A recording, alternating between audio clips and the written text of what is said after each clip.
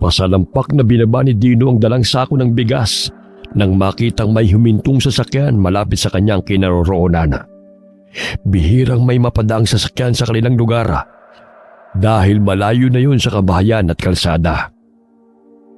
Nagkubli si Dino sa talahiban nang biglang bumukas ang pinto ng sasakyan at pilit na pinabababa ng dalawang armadong kalalakihan ang tatlong lalaking nakapiring ang mga mata. Pinaluhod ang mga biktima at tinutukan ng baril ang kanilang mga ulo. Ganun na lamang ang pagmamakaawa ng mga biktima, ngunit hindi man lamang pinakinggan ang kanilang panaghoy. Ilang beses na kayong binigyan ng palugit ni boss, ngunit ang tigas ng mga bungo nyo. Ayan tuloy, buhay nyo ang kapalit sa inyong mga utang. Ilang sandali pa'y sunod-sunod na putok ang pinakawalan ng mga armadong kalalakihan. Ang mga balay bumaon sa katawan ng mga biktima, kung kaya't humandusay ang mga ito sa damuhan. May silencer ang mga baril ng mga armado, kaya't walang nakarinig sa kanilang ginawang pagpatay bukod kay Dino. Napatampal si Dino sa kanyang bibig dahil sa hindi makapaniwala sa nasaksihan. Tila namanhid ang buo niyang katawan dahil sa takot. Sakaling makita siya ng mga armadong lalaki at madamay pa sa krimen. Nakatakip ng itim na maskara ang mga mukha ng mga ito, kaya't hindi niya ito nakilala. Maya-maya'y biglang iniluwa ng kotse ang isang tao. Nadagdagan ang pangangatog ng katawan ni Dino nang biglang tumambad sa kanyang mga balintataw ang kakaibang itsura nito. Mabalasik ang mukha. Ang balat nito'y kulubot at lumalaylay. Nakausli rin ang matatalim nitong ngipin na siyang nakadagdag sa nakakatakot nitong anyo. Dali-dali nitong tinungo ang kinaroroonan ng mga bangkay at walang pagdadalawang isip na winakwak ang tiyan ng mga ito at nilantakan ng mga laman loob. Kailangan ko na makalis dito bago pa ako makita ng mga lalaki at ng aswang na yan. Dahan-dahang lumakad si Dino palayo mula sa kanyang pinagkukublihan. Ngunit nandilat ang kanyang mga mata nang lumikha ng ingay ang malilit na sanga na kanyang naapakan. Lumakas ang kabog ng kanyang dibdib nang marinig ang tinig ng lalaki. May tao! Hanapin nyo! Dali! Pigil hiningang patuloy na tinatanaw ni Dino ang mga armadong kalalakihan at ang aswang na abalang kumakain ng laman loob. Tumakbo siya ng mabilis nang makita niyang papalapit sa kanyang kinaroroonan ang armadong lalaki. Iniwan niya ang sako ng bigas na pinabili sa kanya ng tiyahin at inunang iligtas ang sarili. Patay ako nito kay tiya. Ngunit kapag naabutan naman ako ng mga lalaki at ng aswang na yun, siguradong paglalamayan din ako bukas. Naririnig ni Dino ang sunod-sunod na pinakawalang putok ng mga salarin. Ang ibang mga balay bumabaon pa sa mga kahoy. Madalas na tinatapunan ng mga bangkay ng mga sinalvage ang lugar na yon sapagkat wala masyadong dumadaan at malayo ang mga kabahayan. Madalas ay may natatagpo ang chinap-chap na bangkay na nakasilid sa sako roon. Lumabas ka na! Huwag kang matakot! Mga kaibigan mo kami! Pilit na sinisiksik ni Dino ang sarili sa likod ng puno upang hindi makita ng taong naghahanap sa kanya. Subalit laking gulat niya nang biglang natamaan ng bala ang kanyang braso. Dahilan na napasigaw siya sa sakit. Tumakbo siyang muli habang sapu-sapu ang sugatang braso. Sino ang mga taong yun? Bakit sila pumapatay? Diyos ko po, tulungan niyo po ako. Ayoko pang mamatay. Umahangos na nagpatuloy sa pagtakbo si Dino sa loob ng gubat nang biglang may maaninaw na liwanag na nagmumula sa flashlight. Tumakbo siyang muli upang humingi ng tulong sa mga taong yun. Manong, tulungan niyo po ako. May mga taong humahabol po sa akin. May aswang po silang kasama. Namilog ang mga mata ni Dino nang biglang umisi ang dalawang lalaki sa kanyang harapan. lumabas ang matatalim na mga ngipin ng mga ito na ikinatakot ng binata. Aswang din kayo? Maawa po kayo sa akin. Wala akong kasalanan sa inyo. Noon wala. Ngunit ngayon, meron na. Dahil sa pagiging tsismoso mo. Hindi ko sinasadya na makita ang mangyayari. Maawa na kayo sa akin. Pangako wala po akong pagsasabihan. Ano kakala mo sa amin, ututo? Malas mo lang, bata. Kaya pagpasensya mo na dito na lamang nagtatapos ang iyong buhay.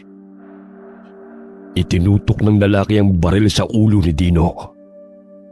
Napapikit ang binata at hinintay na lamang ang nalalapit niyang kamatayan. Ngunit biglang bumagsak ang lalaki sa damuhan at tumatalsik pa ang dugo, dulot ng mga matindi nitong sugat sa leeg. Bumangon ka na riyan, bago pa tayo maabutan ng kanyang mga kasamahan. Iminulat ng binata ang kanyang mga mata at tumambad sa kanyang paningin ang dalagitang may bitbit ng mahabang patalim at sibat. Maraming salamat sa tulong mo. Ano ba ang pangalan mo? Mamaya ka nang magtanong. Sumunod ka na lang sa akin. Umaaligid lang sa paligid ng mga kasamahan ng hayop na yan. Alam mo ba kung sino sila? At bakit sila pumapas lang? Sa pagkakaalam ko mga aswang sila. Wari ko'y miyembro din sila ng kulto. Itanong na lang natin mamaya kay Kapuring. Manatili ka na muna sa aming lugar. Batid kong pinaghahanap ka na ng mga taong yun. Lalo na napaslang ko ang dalawa sa mga kasamahan nila. Aakalain nila na ikaw may kagagawan nun. Tsak na maghuhurmintado na naman si Tia. Dahil hindi ako makakauwi ng bahay, dala yung pinakuha niyang bigas. Pag binalas ka nga naman, napadaan lang eh. Madadamay pa sa kasama ng mga tao at aswang. Huwag kang mag-alala, Manong. Hindi naman masasayang ang bigas mo. Kinuha na ni Buyong. Palinga-linga si Dino sa paligid sa takot na sundan ng mga armadong kalalakihan at aswang. Hinihingal na siya sa paglalakbay sa kabundukan. Ngunit ang dalagitang kanyang kasama ay tila hindi nakararamdam ng pagod. Malayo pa ba tayo, Neng? Sumasakit na ang pa ako sa kalalakad eh. Malapit na lamang po. Mga 30 minutos na lamang bago tayo makarating sa tribo. Naku, malapit na ba yun? Halos lumawit na ang dila ko sa kalalakad eh. Hindi pa tayo nakakarating sa ating patutunguhan. Kung gusto mo, bumalik ka sa pinanggalingan mo para hindi ka mapagod. Iyon nga lang, baka lapain ka naman ng mga aswang. Maya-maya'y nakasulubong nila si Buyong bitbit ang sako ng bigas. Wala nang nagawa ang binata kundi ang sumama na lamang sa magkapatid. Kabilang si Isay sa tribo ng Teduray na naninirahan sa Timog Kanlurang, Mindanao. Kabilang sila sa pangkat na tinatawag na Eteurotor na naninirahan sa bundok. Ang Eteudogot ay tawag sa mga Teduray na nakatira malapit sa dagat. Eteutera ang nakatira malapit sa ilog Tirana. At Eteuufi sa mga Teduray naman na nakatira sa iba't ibang lugar ng Upi. Ang mga Teduray ay nahahati sa Muslim at Kristiyano. Ang mga naninirahan naman sa bundok ay nanatili sa tradisyonal na pamamaraan.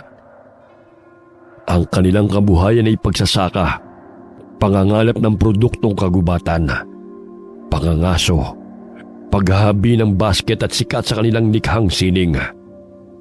Gayunpaman, ang kanilang tribo ay nakikipag-agawan sa lupain ng bawat pangkat. Malapit na po tayo, Manong. Ayun na pong bahay namin. Batid kong labis ang iyong pagod, kaya't makakapagpahinga ka na.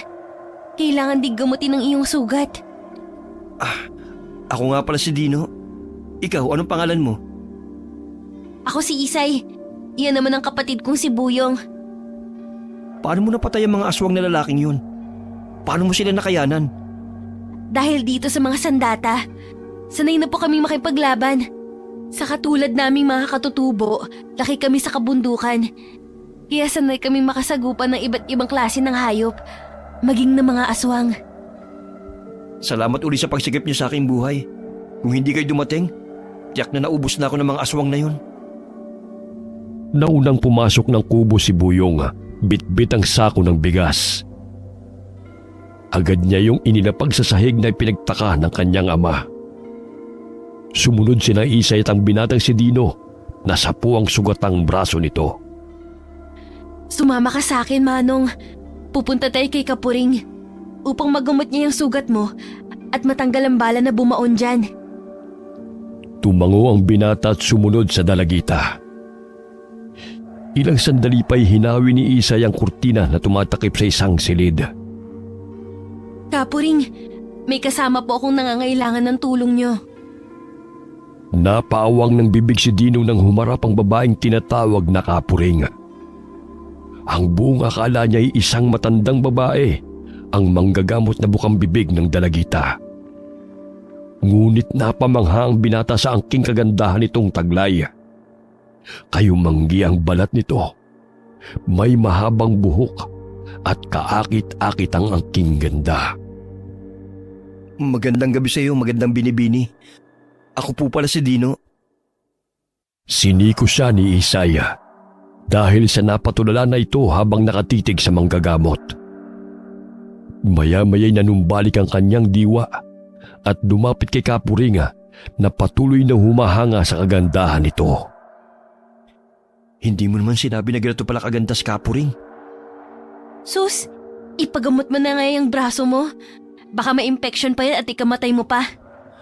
Ayos lang mamatay sa piling ng isang magandang dilag. Bahala ka na nga riyan. Magsasaing pa kami ni Buyong. Salamat din pala sa bigas, Manong. Sa wakas, makakakain din kami ulit ng kanin. Uy, dadali ko pa yun sa bahay ni Tia. Wag na. Amin na lamang to. Kabayaran sa pagsagip namin sa iyong buhay. Umiling-iling na lamang ang binata sa tugon ng dalagita. Maya-maya'y sinenyasan siya ni Kapuring na umupo sa tabi nito. Mabilis ang tibok ng kanyang puso. Hindi niya may pagkakaila na nagkagusto siya sa isang babae sa unang pagkakataon. Tahimik lamang si Kapuring habang nililinis ang kanyang sugat. Napatitig ang dalagang manggagamot sa kanya na siyang sanhi ng pamumula ng kanyang pisngi. Tahimik na tinatapalan ng dahon ni Kapuring ang kanyang sugat. Ilang sandali pa ay kumuha ito ng maliit na metal na pang-ipit at marahang dinukot ang balang bumaon sa kanyang braso. Tiisin mo na lamang ang sakit hanggang matanggal ko ang bumaong bala. Pigil hiningang tiniis ni Dino ang kirot. Kinagat niya ang kwelo ng kanyang damit dahil sa sakit na kanyang nararamdaman. Ilang sandali pa ay narinig niya ang tunog ng balang inilagay sa stainless na palanggana. Huminga siya ng malalim at napatingin sa kanyang sugat. Ayan, natanggal ko na, Ginoo. Tinapalan ng dinikdik na halamang gamot upang maghilom ang sugat. Nalalangha pa ng binatang hininga ng dalaga dahil nagkalapit ang kanilang mga mukha. Malakas na napasigaw si Dino ng diina ng manggagamot ang nilalapat niyang halamang gamot sa binata. Aray! Dahan-dahan naman po. Maganda ka naman talaga eh. O siya, maaari ka nang lumabas ng silid. Tapos ko nang gamutin ang sugat mo. Sige, salamat. Gusto mo bang samahan ako sa labas upang makapag-usap tayo? Marami pa akong gagawin. Lumabas ka na. Wala akong panahon makipag-usap lalo na sa walang kwentang bagay. Sige, salamat uli, Kapuring. Lumabas ng silid si Dino. Ngunit bagya siyang napahinto sa labas ng silid at hinawi ang kurtinang nakatakip doon.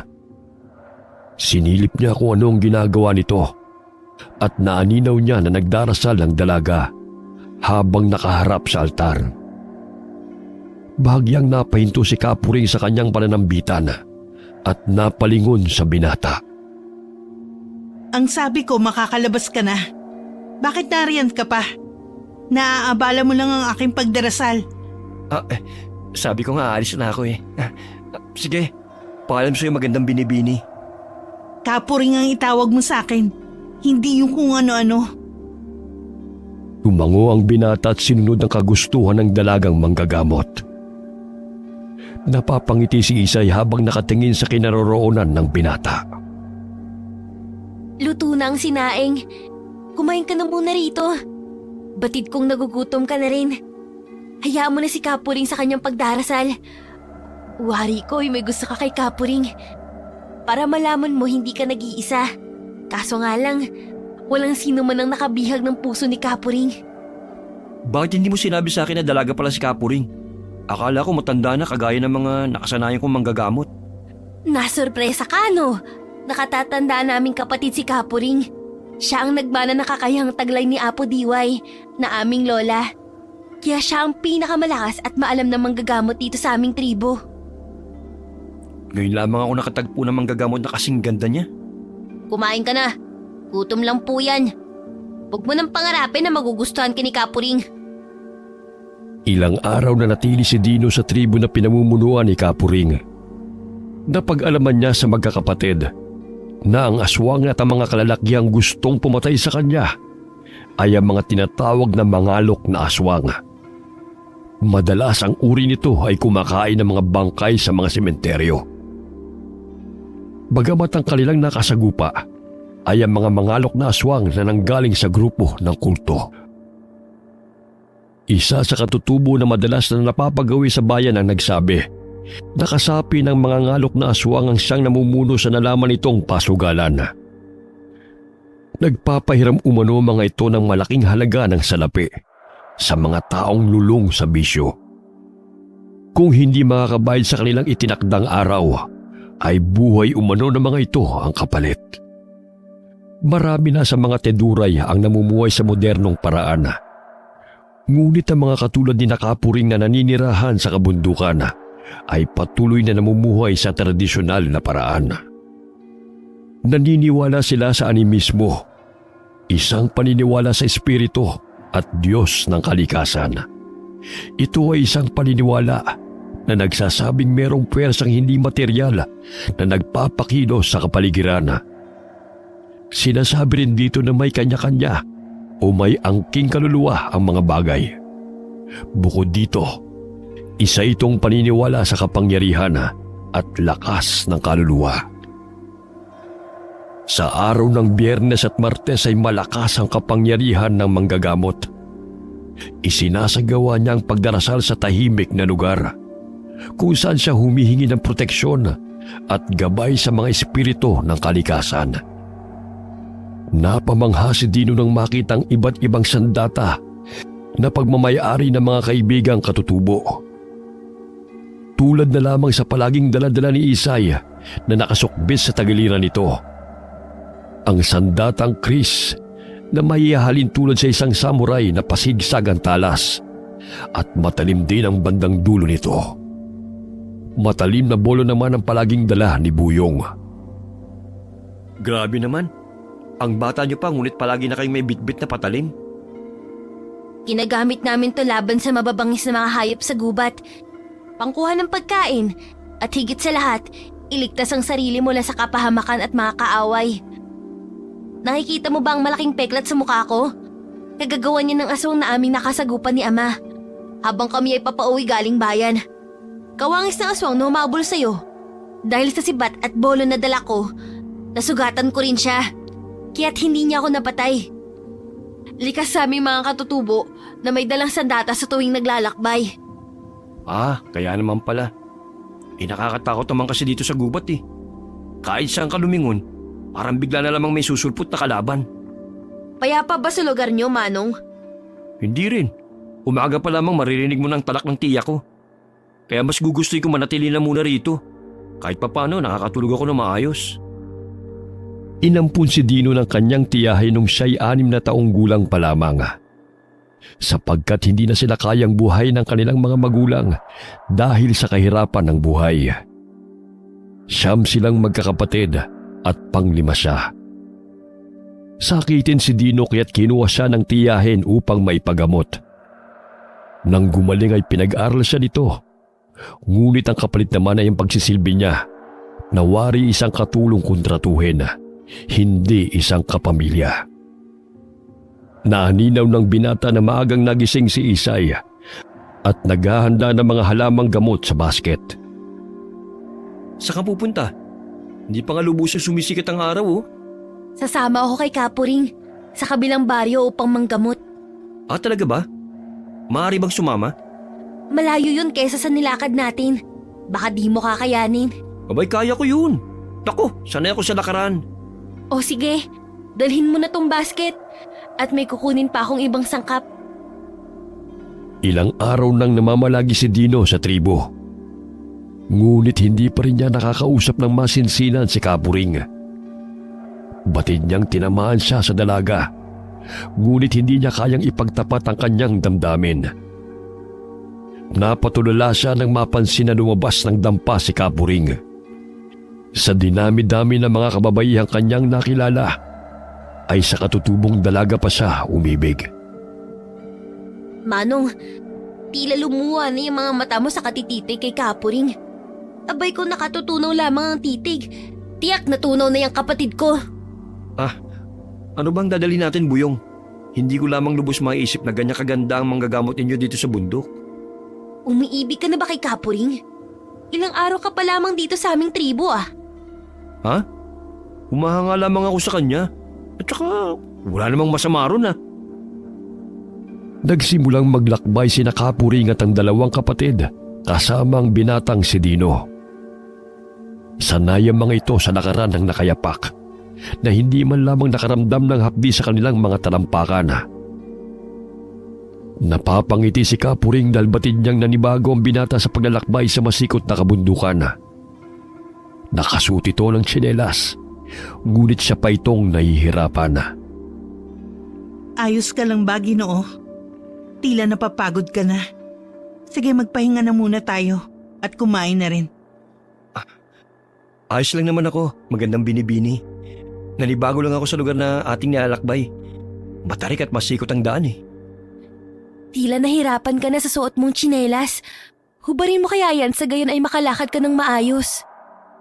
Hayaan mo siya, Isay, kung saan siya komportable. Itutulad mo pa siya sa atin na puro kalyo na itong ating mga talampakan. Ah, susubukan ko. Pasensya na kayo ha.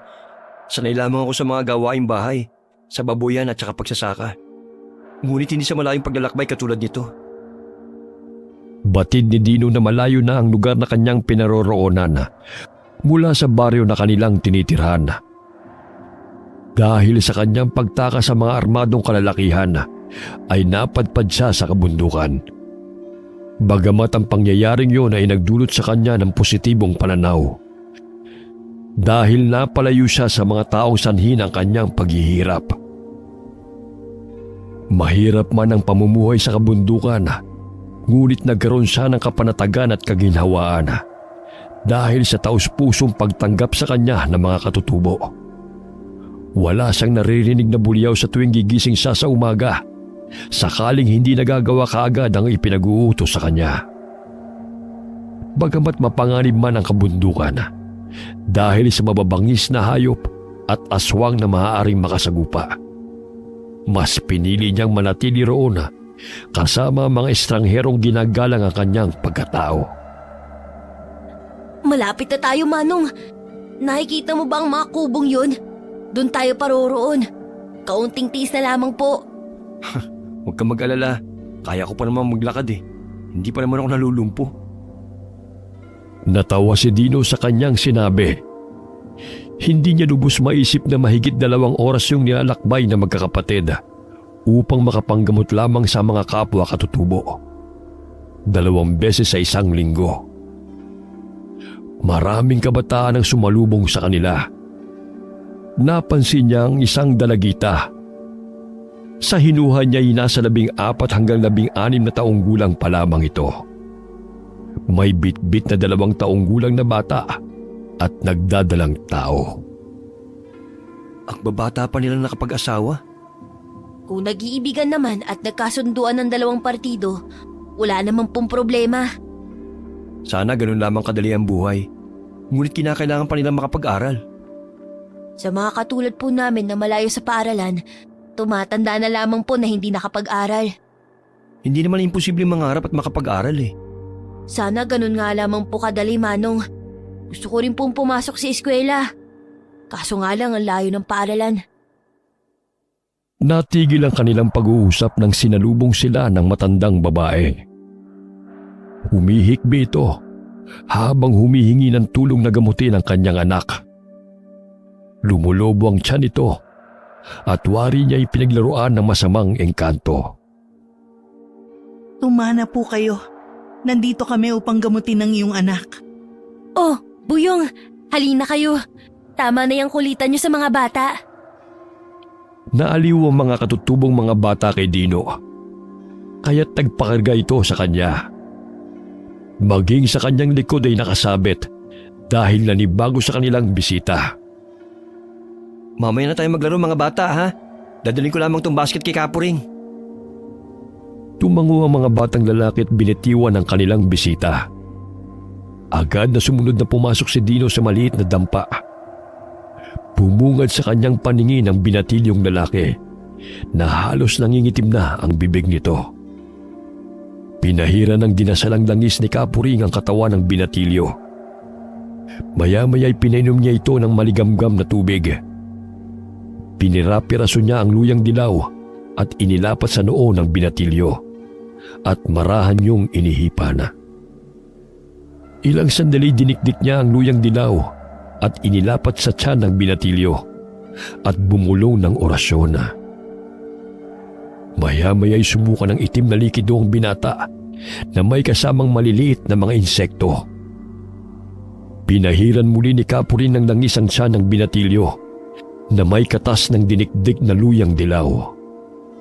Paulit-ulit na sumuka ang binatilyo hanggang sa mailabas niya ang lahat ng itim na likido mula sa kanyang tiyan.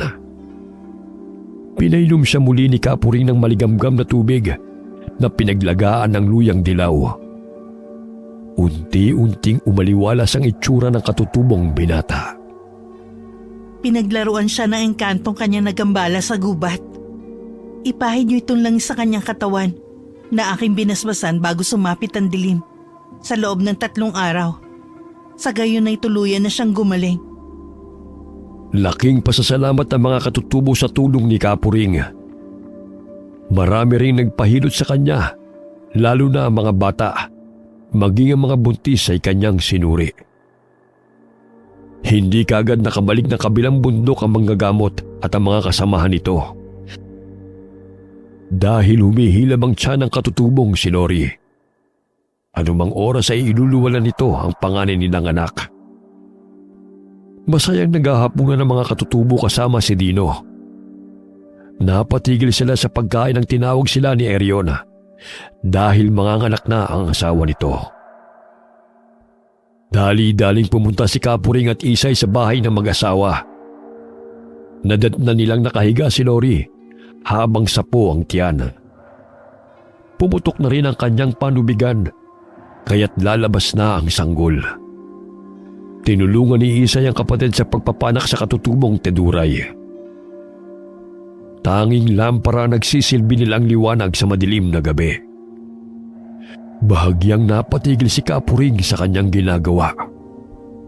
Magbantay kayo sapagkat may negatibong puwersa akong nararamdaman na umaaligid sa paligid. Batid ko ngang sanggol ang pakay nito. Halika, Manong. Magbantay tayo ron. Maging ako'y nakaramdam ng mga yabag sa paligid.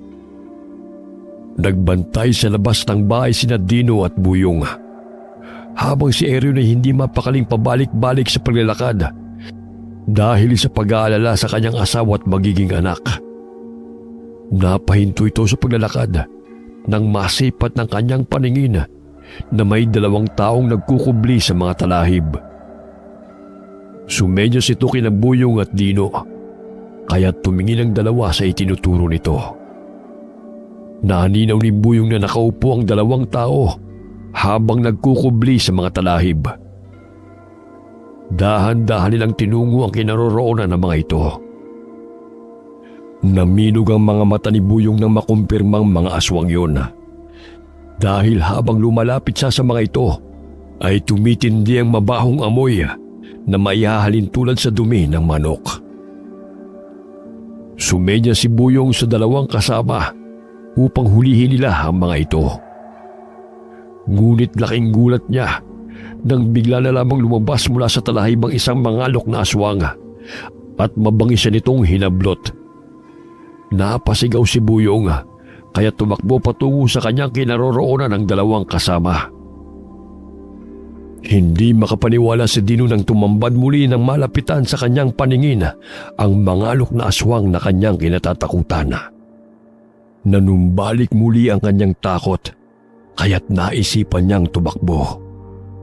Subalit nang makita niya si Buyong na sinasakal ng mangalok na aswang, ay nanaig ang kanyang kagustuhang tulungan ng kaibigan.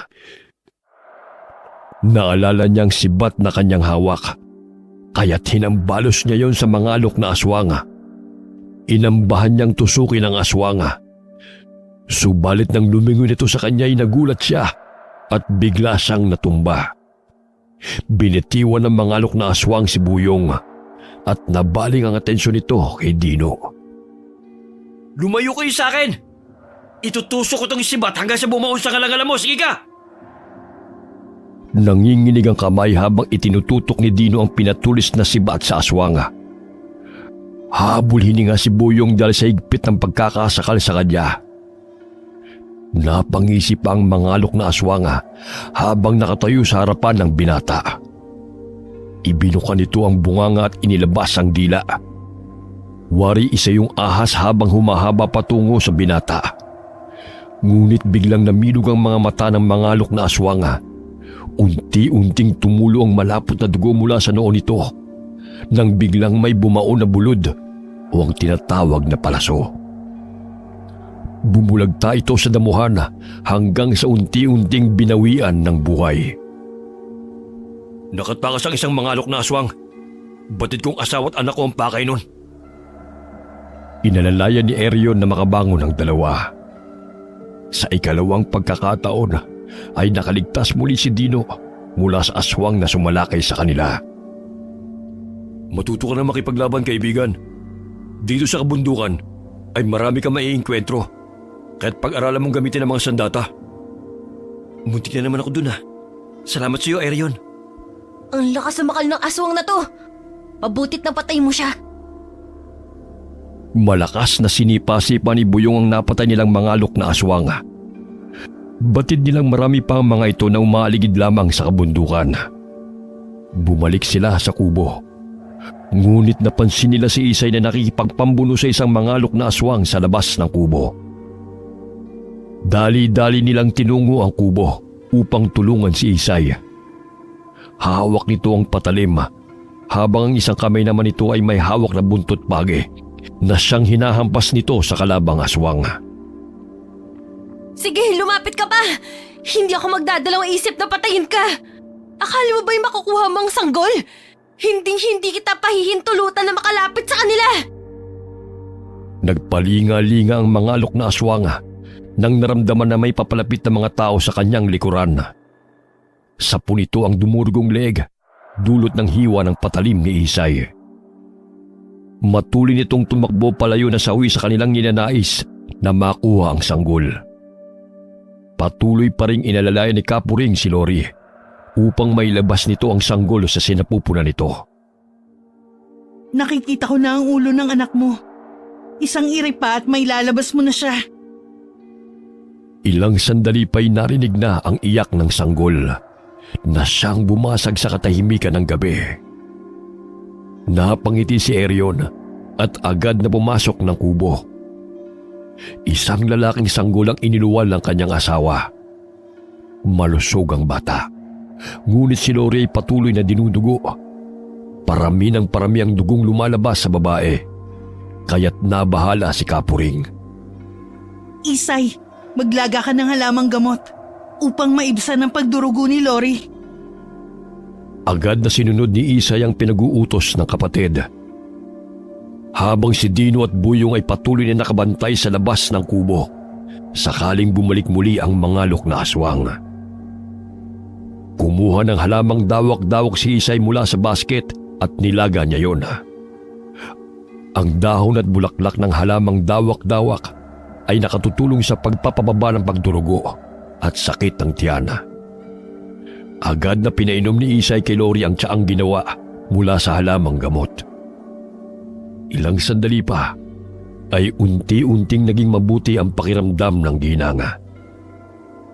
Naiiyak itong hinawakan ng sanggol. Mabuti na lamang malakas ang loob mo, Lori. Gustong angkinin ng mga aswang ang iyong anak, kaya't nahirapan kang iluwal ito. Binigyan ng dinasalang langis ni Kapuring ang ginanga upang ipahid sa sanggol. Sa gayon ay layuan ito ng masasamang nilalanga. Nakatakas ang isang aswang, ngunit batid kong nasugatan ko siya. Wala talagang kadala-dala ang mga aswang na yun. Marami na silang namamatay, ngunit patuloy pa rin sila ng bibiktima. Kaya't pag-ibayuhin ninyo ang pag-iensayo gamit ang mga sandata. Maging alerto at handaan ng mga oras, sapagkat hindi natin batid kung kailan sila sasalakay. Nabaling ang tingin nito kay Dino at may iniabot itong patalim sa binata. Yaman din lamang nandito ka sa aming tribo. Inakailangan mo ang binasbasang sandatang to upang iligtas ang iyong sarili, maging ang iyong mga kasamahan mula sa kapahamakan. Magpaturo ka kay Buyong at Isay kung paano gumamit ng mga sandata. Hindi pwedeng lalampa-lampa ka sa kabundukan. Sige po, Kapuring. Mag-iensayo po ako. Lumaki ang binata na hindi marunong lumaban. Kaya't ganoon na lamang siya kung utus-utusan ang kanyang mga pinsana. Madalas ay nababatukan pa siya ng mga ito at nabubuliawan. Ngunit dahil sa patpati ng kanyang katawan, ay hindi na lamang siya nakikipagtalo pa, sapagkat batid niyang kawawa siya kung bubugbugin ang mga ito. Kinabukasan ay nagimbal ang mga katribo nang matagpuan ng walang buhay na mangalok na aswang na napatay ni Erion. Malayo-layo ang mga kabahayan sa kabundukan, kaya't hindi na nakahingi pa ng tulong ang lalaki sa kanila.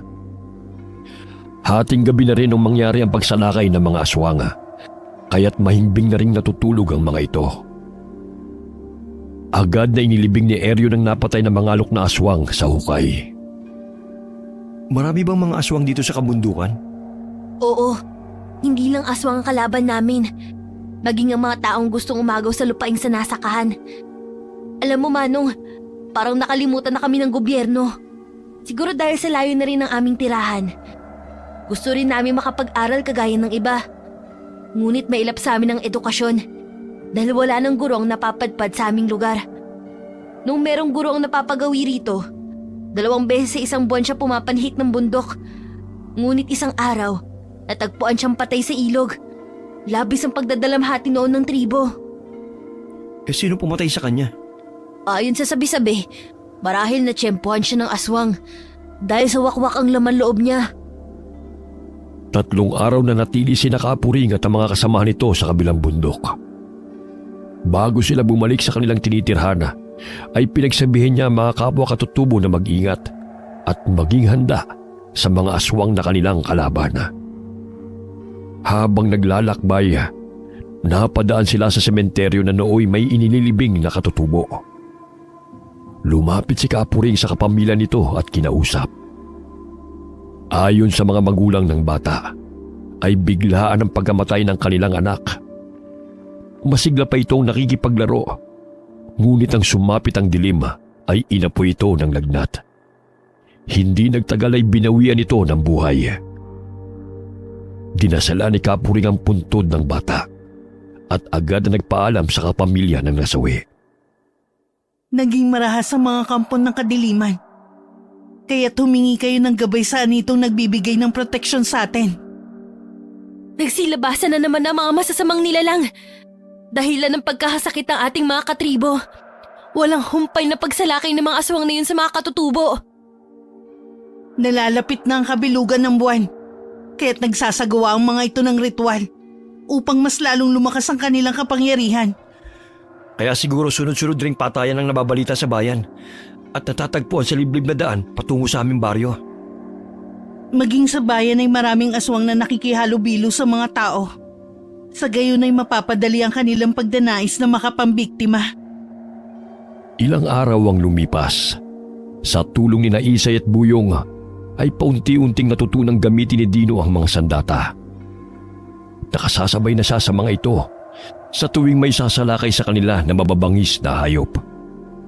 Ang binata na ang nakikipaglaban sa mga baboy ramo sa tuwing nangunguha sila ng pagkain sa loob ng gubat. Muntik na akong malapa ng isang to. Mabuti na lang, maliksi ko siyang natusok ng busog. Masarap sanang ihawin to eh. Kaso hindi naman kayo kumakain nito dahil sa paniniwala nyo. Maalam ka na sa paggamit ng busog, Manong ah. Abay magpakitang gilas ka kay Kapuring. Baka mabuksan mo ang natutulog yung damdamin. Alam mo, may pagkakomedyante ka rin bata ka. Lay na nga kayo upang mailibing na natin to. Para hindi maging sanhi ng sakit. Ang baboy ramo at ibang hayop sa loob ng gubat ay tinatawag na tabo, na ang ibig sabihin ay sagrado. Dahil sa paniniwala nila sa animismo, kaya't bawal itong patayin. Maliban na lamang kung magdudulot ito ng panganib sa kanilang buhay, kaya maaari nila itong paslangin. Napapikit si Dino nang may maapakan siyang dumi. Batid niyang hindi yun pagmamayari ng hayop, kundi galing sa tao. Putik, pag minamalas ka nga naman oh. Sa dinami-dami ng maaapakan, ang napakabahong bagay pa nito. Kaya kayo nagkakasakit eh. Dahil kung saan sa lamang kayo dumudumi na nagiging sanhi ng mikrobyo. Tignan mo kasi ang dinadaanan mo.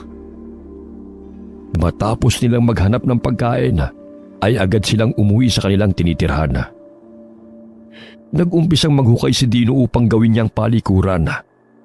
Nagpatulong siya sa ibang mga katutubong naroon upang matapos nila ng maaga. Inutusan rin niyang kumuha ng dahon ng nyog ang mga ito upang gawing dingding at bubong. Tanghali na nilang natapos ang palikuran. O ayan, simula ngayon, diyan na kayo magpapasabog sa tuwing nakakaramdam kayo ng tawag ng kalikasan. Anong tawag ng kalikasan? Diyan ba kami magdarasal? Hindi, diyan kayo dudumi, pambihira ka talaga. Sa gayon, hindi napakalat-kalat yung mga ipot nyo.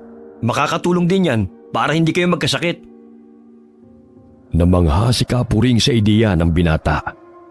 Kaya't maging ang ibang katutubo ay gumawa rin ng palikuran kagaya ng isinagawa ng binata. Sa paraang yun ay naging madalang ang pagkakasakit ng mga katutubo, lalo na ng mga bata.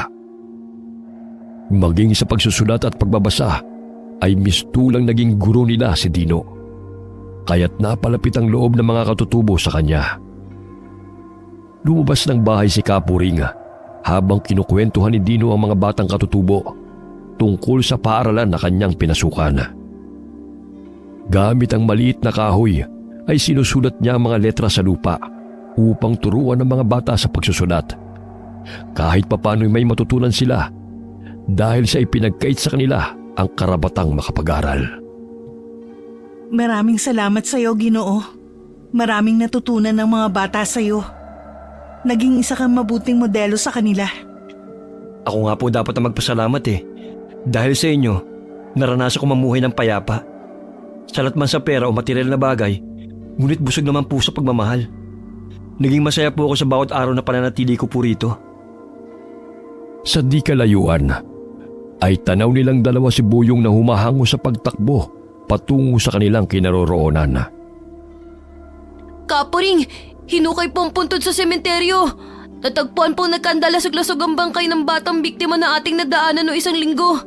Marami pa talagang natitirang mga aswang sa kabundukan. Nasaan na ang bahagi ng katawan ng bangkay? Inilibing na lamang muli ng kanyang mga magulang.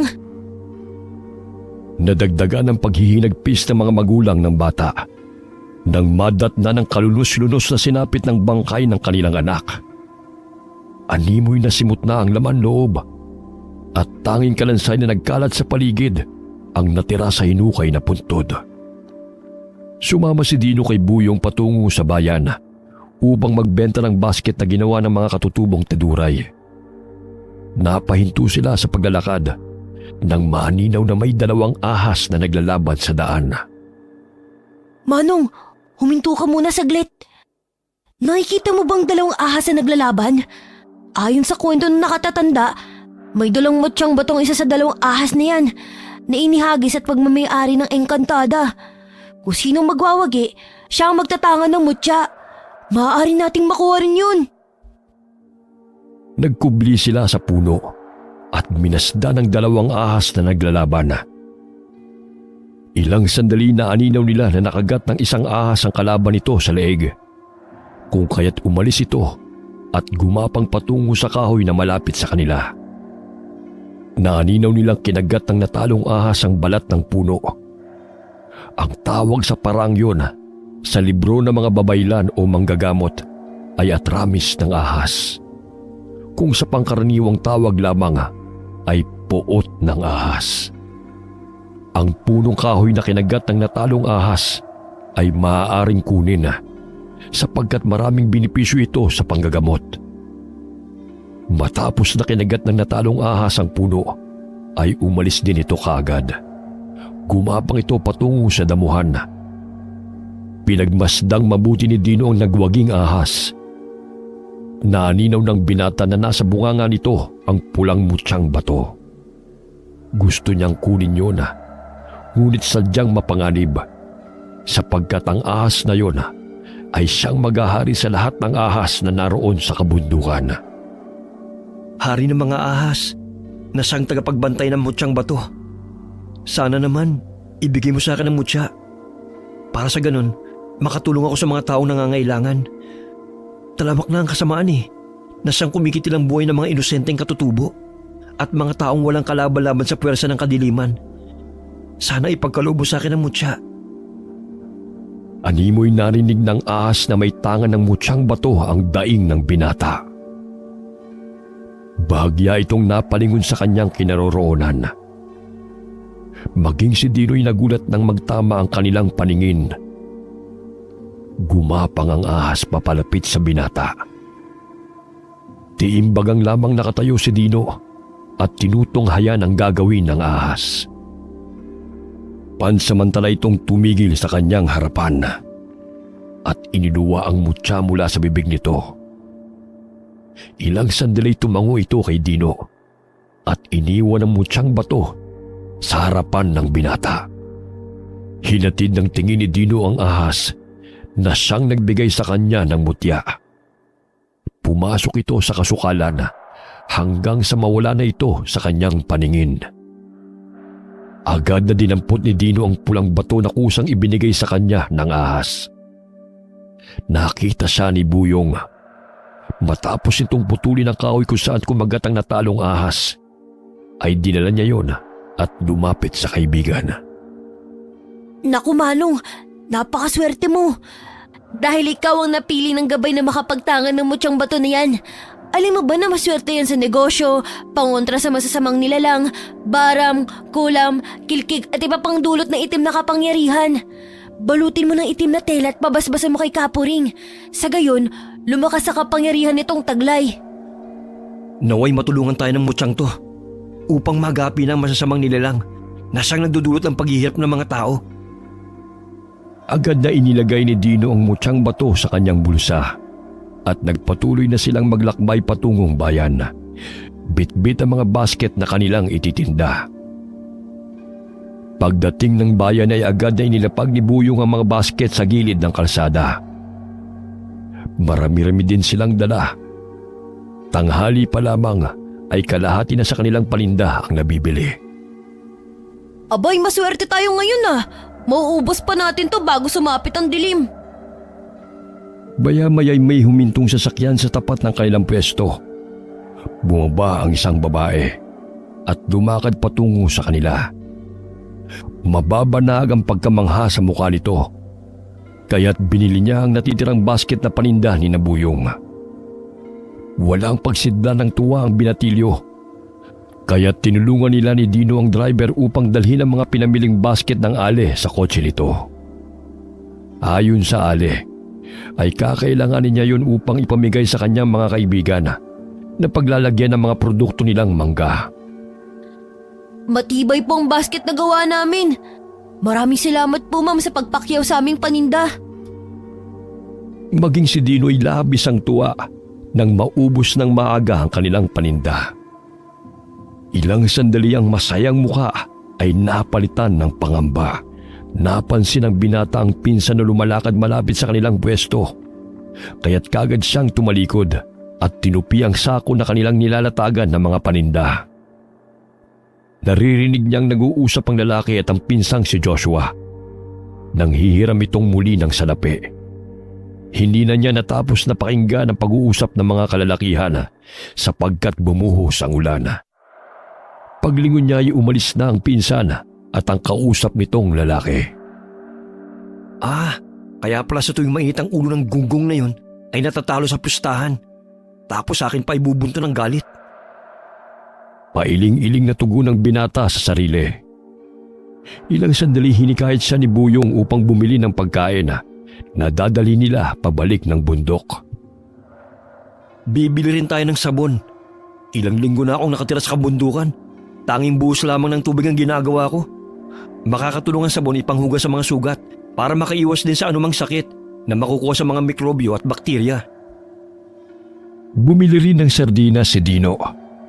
Ilang sandali ay narinig niya ang boses ng tiyahin kaya't agad niyang inakay si Buyong palabas ng palengke. Oh, ba't ka nagmamadali? Ayos na tong sardinas at sabon. Narinig ko kasi yung boses ng demonyita kong tiyahin. Tiyak patay ako pag nakita ako nun. Umuwi ang magkaibigan sa bundok. Nasanay na rin si Dino sa mahabang lakaran. Ngunit sa pagkakataong yun ay hindi siya nakaramdam ng pagod. Tila nakalaklak siya ng 10 tasang kape dahil gising na gising ang kanyang diwa. Pagdating nila ng kubo ay agad niyang ipinakita kay Kapuring ang mutyang bato na ibinigay ng ahas sa kanya. Napakapalad mo, sapagkat bihira lamang sa mga taong binibigyan ng ganitong mutya. Gamitin mo to sa kabutihan. Huwag abusuin ng kapangyarihan nitong taglay.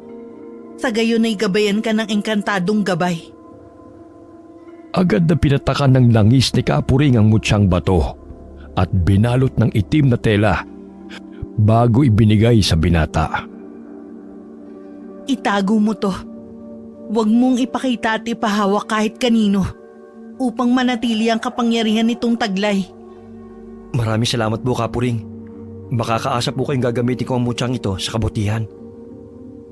Napalingon ang binata nang may pumasok sa silid ni Kapuring.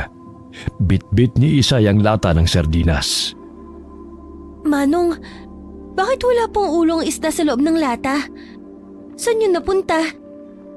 Ha? Wala naman talagang ulong sardinas Maaari na yung kainin. Ganun ba?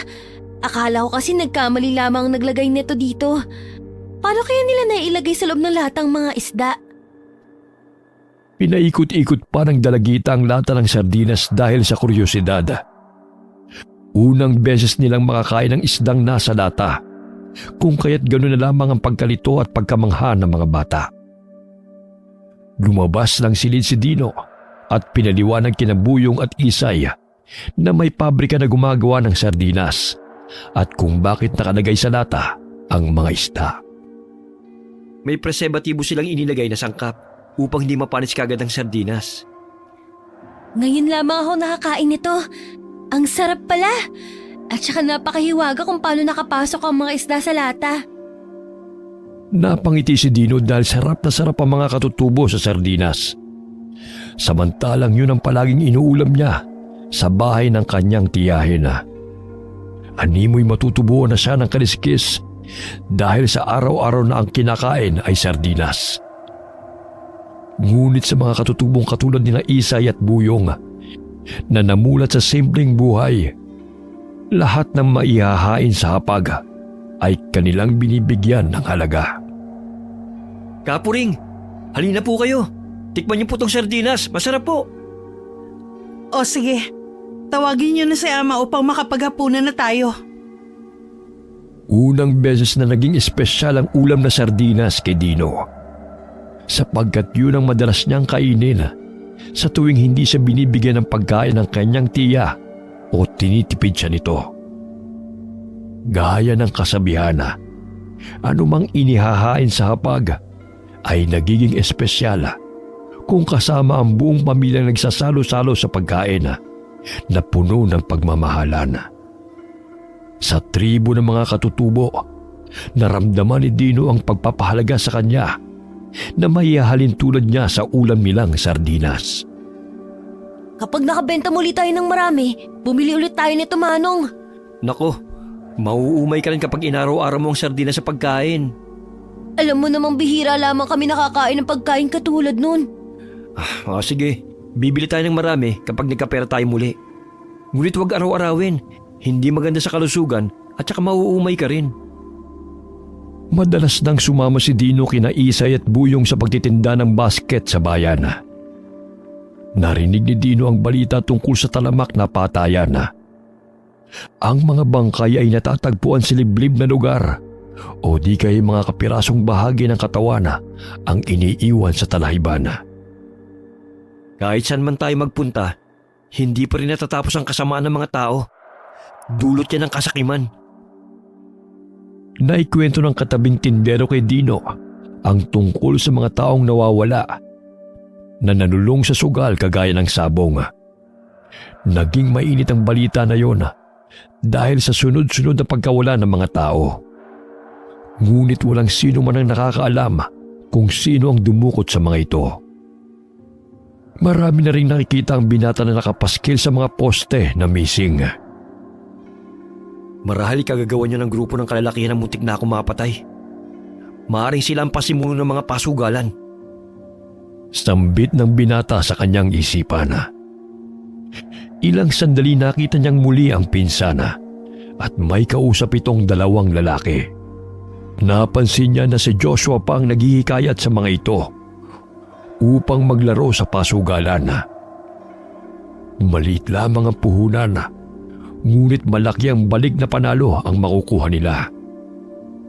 Isang stratehiya ng sugal, papanalunin ka sa umpisa hanggang sa malulung ka at mabaon sa utang.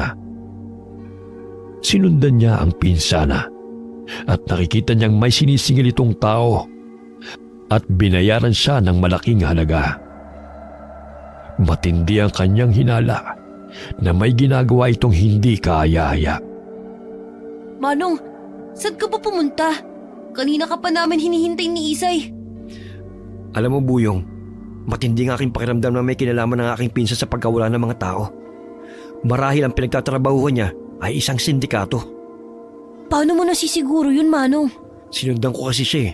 May kahina-hinala siyang ginagawa, kasamang ibang kalalakihan. Hindi ko mawari eh. Ngunit nararamdaman kong may masamang hangarin ng mga taong kasama ni Joshua. Habang naglalakad pa uwi, ay napansin ni Dino na may itim na sasakyan na huminto sa bandang talahibana. Inabot sila ng dilim, kaya't hindi sila napansin ng mga taong sakay ng kotse. Nagtago sila sa mayayabong na damuhan upang sipatin kung anong gagawin ng mga tao roon. Bumungad sa kanilang paningin ang mga taong nakasuot ng itim na bumaba ng sasakyan.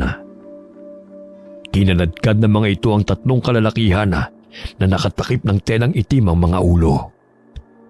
Kaya pala madalas kong nakikita may dugo sa mga damo. Akala ko ipagmamayari ng mga hayop sanhin ng pangangaso. Sinundan nila ang mga kalalakihan. Nagulat sina Buyong at Isay sapagkat may sikretong kuweba roon na tinatabunan ng mga baging at mga talahib. May maliit na lagusan. Sa tinagal-tagal nilang naninirahan doon ay hindi nila ito napuntahan. Naku, may lagusan pala riyan? Ngayon ko lamang nalaman ah. Ako rin eh. Ano kayang gagawin nila riyan? Nagpupumigla sa mga bihag. Ngunit malakas na suntok ang pinakawala ng isang lalaki na tumama sa tiyan ng lalaking kanilang dinukot. Kaya't namilipit ito sa sakit. Kinaladkad nila ang mga ito patungo sa loob ng kuweba. Marahil miyembro sila ng kultong awang na sinasabi ni Ka Abner. Hinaan niyo lang ang boses niyo. May lalaki pang nandun sa loob ng kotse. Baka marinig tayo. Pumasok sa loob ng kuweba ang mga kalalakihan kasama ang kanilang mga bihag. Kaya't dahan-dahang lumapit ang tatlo sa itim na van at marahang binuksan yun ni Dino. Ngunit laking gulat niya nang magtama ang kanilang mga mata ng driver. Joshua? Anong ginagawa mo rito? Bahagyang napatras si Dino nang biglang nagbago ang anyo ng pinsang si Joshua. Matalim itong nakatitig sa kanya na ang mga matay nagbabaga. Tinubuan rin ito ng mga balahibo sa noo na maihahalin tulad sa isang hayop. Bigla siyang sinakal ng lalaki hanggang sa mamilipit siya sa sakit. Joshua, ako to si Dino. Pinsan mo ko. Ngunit tila hindi pa rin siya naririnig ng lalaki at patuloy siyang sinasaktan nito. Ilang sandali pa'y malakas na pinukpok ni Isay ang ulo ng lalaki gamit ang malaking bato. Kaya't nabitiwan ito si Dino. Hindi ba't ang sabi mo demonita ang tiyahin mo? Pinsan mo yan, anak ng demonita. Kaya demonyo rin yan. Sinasaktan ka nga nila noon, di ba? Kahit magpakilala ka pa sa kanya, hindi pa rin yung maaawa sa'yo. Itali na natin siya bago pa manumbalik ang lakas niya. Imbis na tulungan ng binatilyo ang kapatid, ay naghalungkat ito ng mga gamit sa loob ng kotse. Hanggang sa may makita siyang bag na punong-puno ng salapi. Tingnan niyo, ang daming pera. Naku, sandamakmak na sardinas ang mabibili ko nito. Ang sabi ko, tulungan mo kami rito. Ibalik mo yan. Hindi sa atin ang pera. Wala kang pahintulot sa may-ari kaya hindi mo maaaring kunin. Ay, sayang naman. Sige, pagpapaalam ako para makakuha ko rito. Humarap ang binatilyo sa nanghihinang si Joshua at tinanong ang lalaki kung maaari niyang kunin ang mga pera. Dahil nahihilot nakakaramdam ng sakit ng ulo, ay napatango ito na ikinatuwa naman ni Buyong. Ayan, Isay. Nakita mong tumango siya, di ba? Kaya't pumayag siya. Sa akin ang mga perang to. Makakabili na ako ng isang sakong sardinas. Ay, ewan ko sa'yo. Tulungan mo muna kami rito. Mamaya tubuon ka na ng kaliskis sa kakasardinas mo riyan. Mapagkamalan ka pang syokoy. Nagtulungan silang hilahin ang katawan ni Joshua upang ikubli sa talahiban. Pinulupot nila ang baging sa katawan ng lalaki. Sa gayon ay hindi ito makatakas.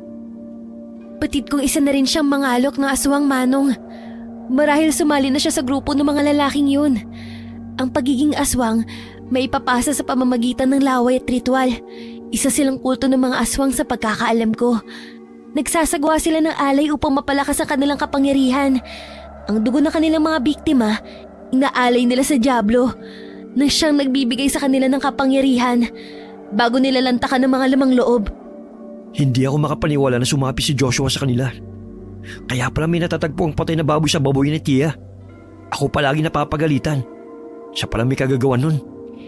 Halina kayo, tignan natin kung anong ginagawa nila sa loob ng kuweba.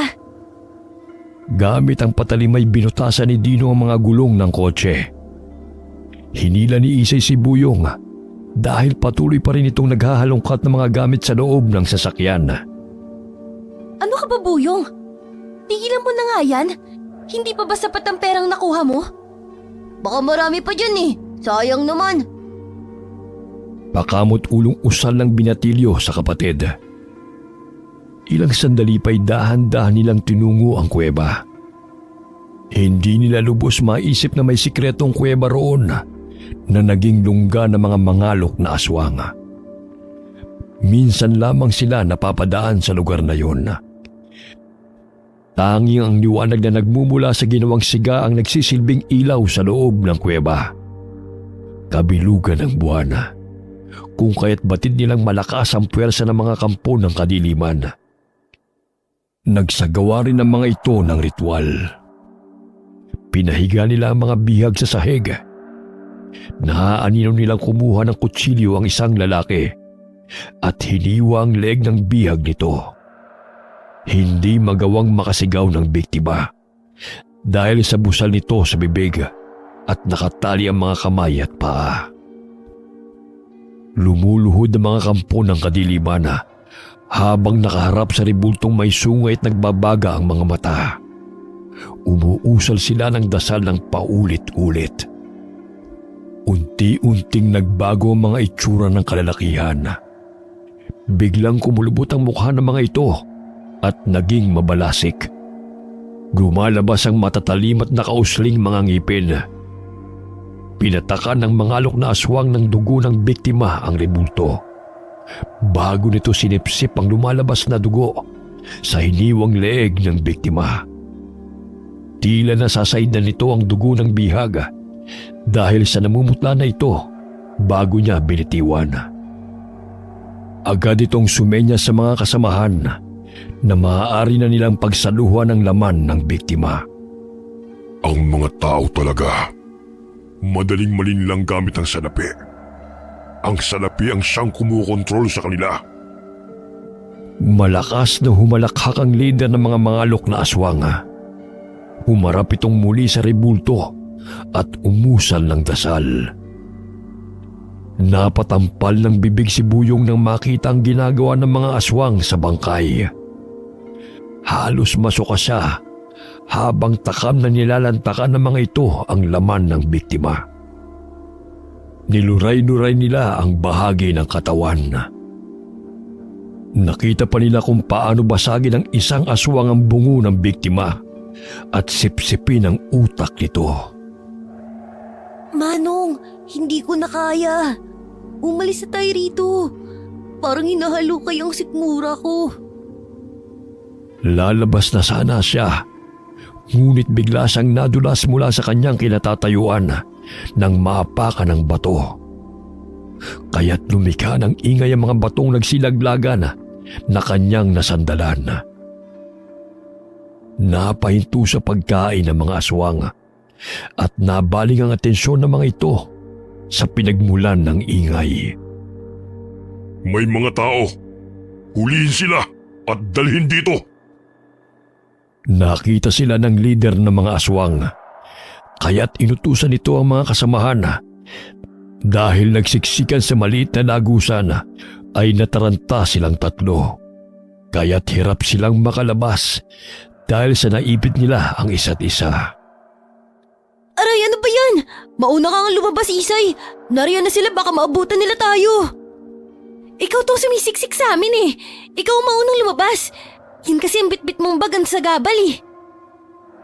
Hinablot ng mga alok na aswang si Buyong, kaya't kinaladkad nito ang binatilyo sa loob ng kuweba. Ngunit maliksi siyang hinila ni Dino, kaya't tanging ang bag na naglalaman ng pera ang nakuha ng aswang. Manong, ang pera ko! Pambili ko pa yun ng sardinas. Mas importante pa ba yan kaysa sa maligtas ang buhay mo? Tayo na! Hayaan mo na ang perang yan! Umihikbing tumakbo palabas ng kuweba si Buyong. Ngunit laking gulat nila nang biglang humarang ang aswang na si Joshua sa kanilang harapan. Akala niyo ba'y makakatakas pa kayo? Isasama namin kayo sa mga taong yun. Tinutukan ng barel ni Joshua sa ulo ang pinsan at ang magkapatid. Kaya't lumakad ang mga ito patras patungo sa loob ng kuweba. Ikaw na bata ka. Mukha kang pera. Ayan, sa'yo na. Ngunit ang kapalit niyan ay ang iyong buhay. Isinaboy ng aswang sa mukha ng binatilyo ang sangkatutak na pera. Namilog ang mga mata ng binatilyo dahil nagkalat yun sa sahig. Ibibigay mo sa akin tapos papatay mo rin naman ako. Anong silbi pa nun? Nag-iisip ka pa ba? Malakas na sinipa ni Isay ang hawak na baril ng aswang na si Joshua, kung kaya't tumilapon ito. Kinuha niya ang sandatang kris sa tagiliran at iniwasiwa sa harapan ng kalabang aswang. Nagngit-ngit sa galit ang aswang dahil sa ginawa ng dalagita. Inilabas nito ang mahabang dila upang wakwakin ang tiyan ni Isay. Ngunit maliksi itong nakailag at ang kasamang aswang nito ang tinamaan. Malakas siyang hinataw ng dalagita gamit ang patalim, kaya't pumalahaw ito ng matamaan sa kamay. Paulit-ulit siyang inundayan ng saksak ni Isay sa kamay hanggang sa maputol ito. Sige, lumapit ka pa! Para parehas sa maputol yung kamay mo! Nailabas muli ng aswang ang kanyang dila Ngunit maliksing nakailag muli si Isay at tumama yun sa bato. Walang pagdadalawang isip na tinabas ng dalagita ang dila nito at itinarak ang patalim sa dibdib ng aswang na si Joshua. Wala pang aswang maaaring manakit sa akin! Hindi ikaw ang makakatalo sa akin! Paulit-ulit na sinaksak ng dalagita ang patalim sa katawan ng kalabang aswang hanggang sa bumulagta ito sa lupa at binawian ng buhay. Maging si Dino at Buyong ay nakipaglaban sa mga mangalok na aswang gamit ang kanilang bolo.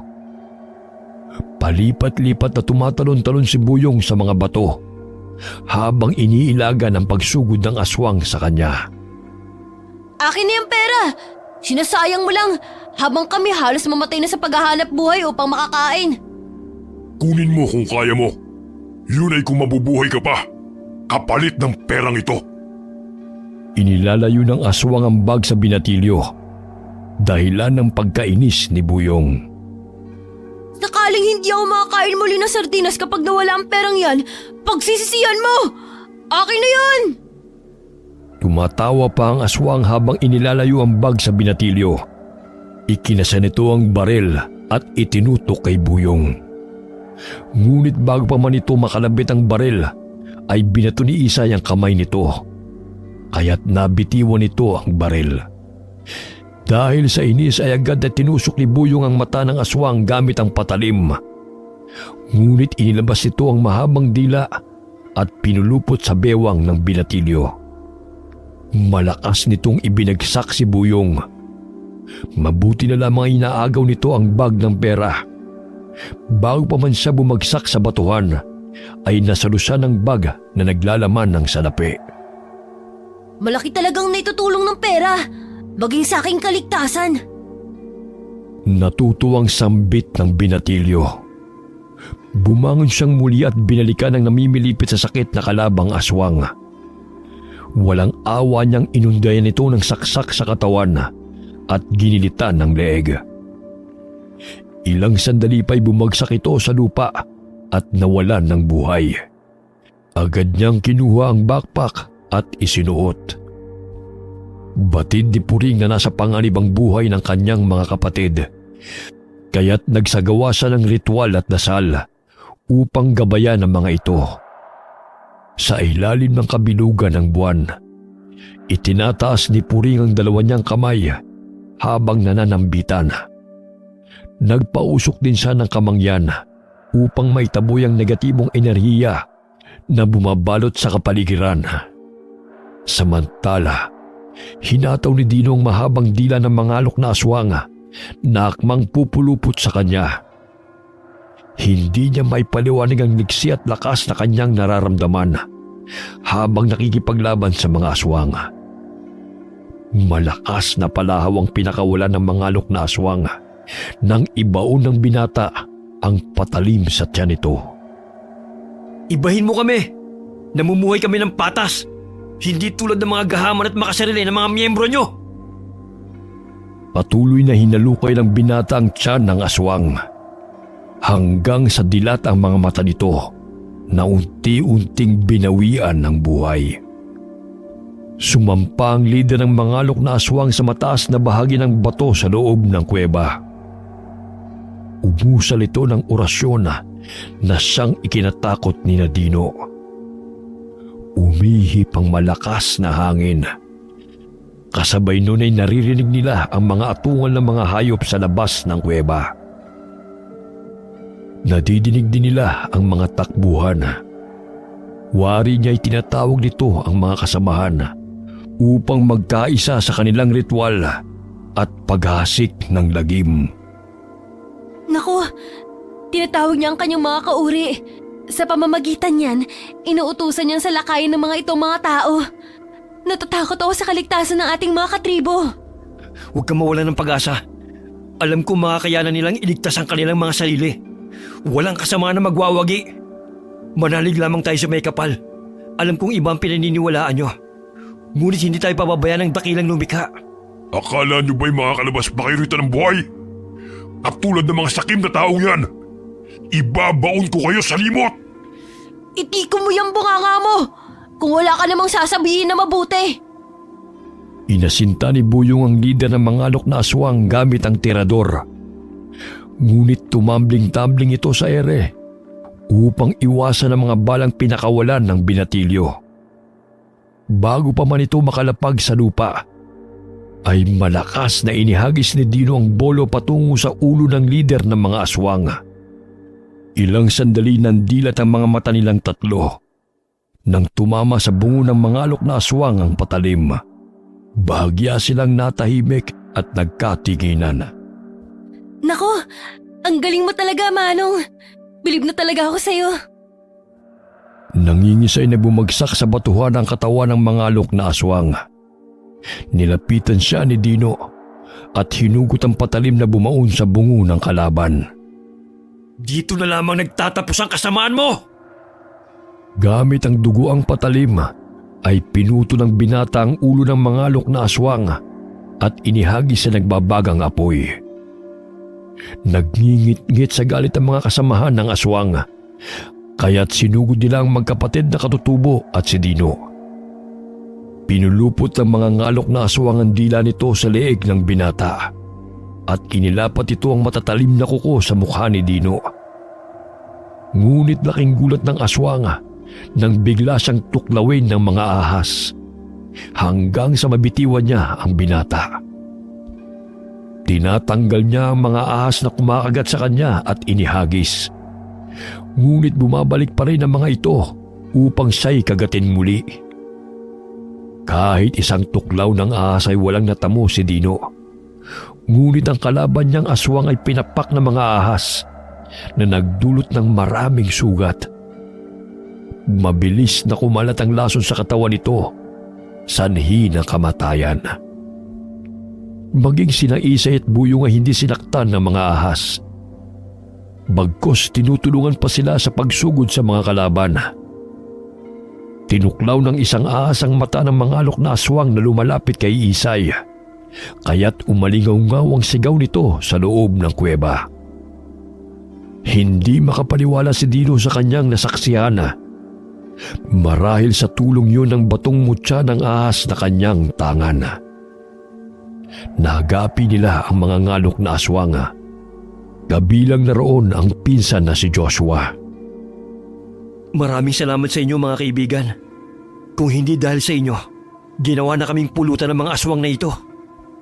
Yumuko ang mga ahas sa harapan ng binata. Wari nagbibigay galang sa kanya. Ilang sandali pa ay nagsipulasan ang mga ito at lumabas ng kuweba. Patay na rin ang mga taong binihag ng mga mangalok na aswang dahil sa balang bumaon sa mga katawan nito. Lumabas ng kuweba sina Dino at ang magkapatid na katutubo. Dali-dali silang lumakbay patungo sa kanilang tinitirhan. Sa daan ay naririnig nila ang mga kaluskos sa paligid. Naaaninaw nila ang mga ahas na gumagapang na sumasabay sa kanila. Manong, tila ginagabay nila tayo. Batid nilang nasa pangarip ang buhay natin. Sana maging ang mga kasamahan nating katutubo, kanilang tinulungan, kagaya ng pagsagip nila sa ating buhay. Malayo pa lamang inakita nilang maraming mga ngalok na aswang na siyang sumusugod sa mga kabahayan ng mga katutubong Teduray. Maging si Kapuring ay nakikipaglaban sa mga ito. Bago pa man masaktan ng mga alok na aswang si Kapuring, ay maliksing kinagat ng ahas ang bibig ng aswang. Kaya't naudlot ang pagbuka nito ng kanyang bibig. Pumulupot din ang dalawang ahas sa daig nito ng mahigpit hanggang sa malagutan nito ng hininga. Nagulat si Dino nang biglang may lumundag na aswang na nagkukubli sa puno. Nagpagulong-gulong sila sa talahiban. Wala ka ng kawala ngayon. Ipaparanas ko sa'yo kung paano mamatay. Naagaw nito ang bolo ng binata at pangising itinaas nito ang patalim upang hatawin ito sa ulo. Ngunit may kamay na pumigil sa aswang at malakas siyang hinablot upang mailayo sa binata. Itinarak ni Kapuri ang sibat sa leeg ng aswang. Sumisirit pa ang dugo nito. Pilit pa itong hinihila ng mga alok na aswang upang matanggal ang bumaong sandata sa leeg nito. Ngunit bumulagta ito sa talahiban na naliligo sa sariling dugo. Maging ang mga katutubong teduray ay nagtaka dahil hindi sila sinasaktan ng mga ahas, kundi ang mga aswang na sumasalakay sa kanila. Dahil sa taglay na mutyang bato ng ahas na tanga ni Dino, ay iniligtas sila ng mga ahas. Animoy nag-uusap-usap ang mga ito sa pamamagitan ng kanilang mga nagsisilabasang mga dila. Nang mapagtagumpayan na mapatay ang lahat ng mga mangalok na aswang, ay bumalik rin ang mga ahas sa kanilang tirahan. Walang sino man sa katutubo ang kanilang sinaktan. Maging si Kapuring ay nagpasalamat sa mga ahas na tumulong sa kanila. Kinabukasan ay nagimbal ang mga katutubo dahil ang iba sa mga mangangalok na aswang na napaslang ay kanilang nakikilala.